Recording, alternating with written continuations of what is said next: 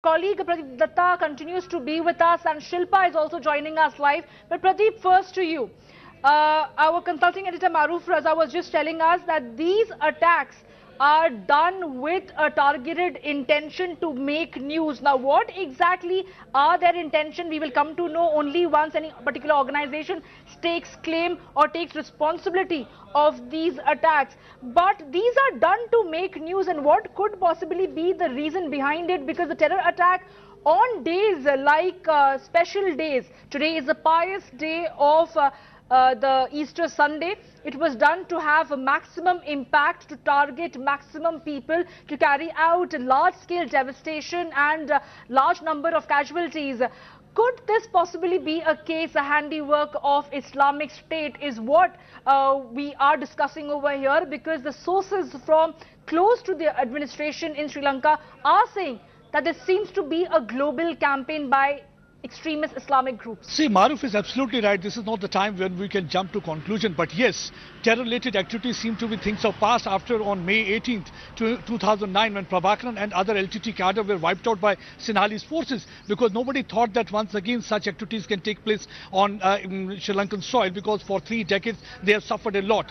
So far as the LTT is concerned, because we have seen that there are some of the sympathizers who are sitting in various European countries trying to regroup, but so far they have failed. So the chances of LTT involvement seem to be remote. What is the reason that finger of suspicion right now points towards the Islamist group? There are reasons for that. Over the period of time, we have seen that the Islamic State had been trying to, in fact, spread its tentacle in this particular region. In 2015, there was one of the leaders called Sarfraz Neelam. He was of Islamic State. For the first time, Sri Lankan security agencies came to know that some of them have joined Islamic State and they had died while fighting with the troops there in Syria. That was the time that alarm bells started ringing, and they started looking into this aspect. They found that there were certain elements who were trying to radicalize people. But now today, why the attack has taken place, there is a reason for that. Why the security agencies right now feel that Islamic State or Al-Qaeda outfit can be responsible for that.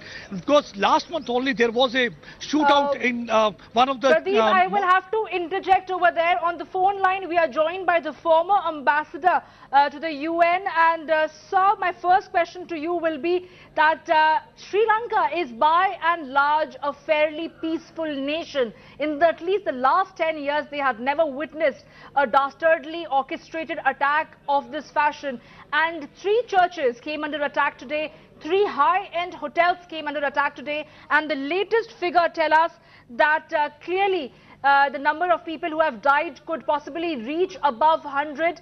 As the number of people injured, the toll is also increasing. We do not know who is behind all of this, but there seems to be a design to target a particular community. I think it's a terrible thing to have done, especially today, Easter Sunday, a day when the Christian community celebrates because it is a very holy day for them. And then to have targeted 3 churches at the same time is unforgivable. My deepest sympathies go to those who have been hurt and to those who have lost loved ones. But I believe that now it is the time for the government to take very firm action and to ensure that terrorism does not raise its ugly head in Sri Lanka again. It took us 27 years to eliminate the last terrorist threat to the state of Sri Lanka. Now again, 10 years after that, it looks as if it's a different group that has done it this time. I believe that Sri Lanka should join hands with like-minded international countries and deal with this in a very firm manner so that the peaceful country of Sri Lanka can return to peace, the peace that we have enjoyed so happily for the last 10 years. Well, absolutely, sir. This is what we are mentioning over here time and again, is that Sri Lanka is a fairly peaceful nation that had not witnessed something like this in the at least last 10 years, up until the LTTE was absolutely eliminated. But could this be a handiwork of an extremist Islamic group is the larger question that we are discussing over here, is because the sources close to the administration in Sri Lanka are definitely indicating that. I don't have the details about who was responsible, but I hope that without delaying any further, the government will take firm action to identify the perpetrators and deal with them firmly and legally. Absolutely, sir. Thank you so much for joining us. That was the former Sri Lankan ambassador to the UN saying that right now the immediate need of the hour is to appeal for peace so that Sri Lanka can limp back to normalcy gradually. This is going to be a huge tragedy that Sri Lanka will take a long time to recuperate from. But as of now, what we can tell you is that the number of people who have been killed has climbed to at least 129 people have died, where 40 people have been killed in Colombo.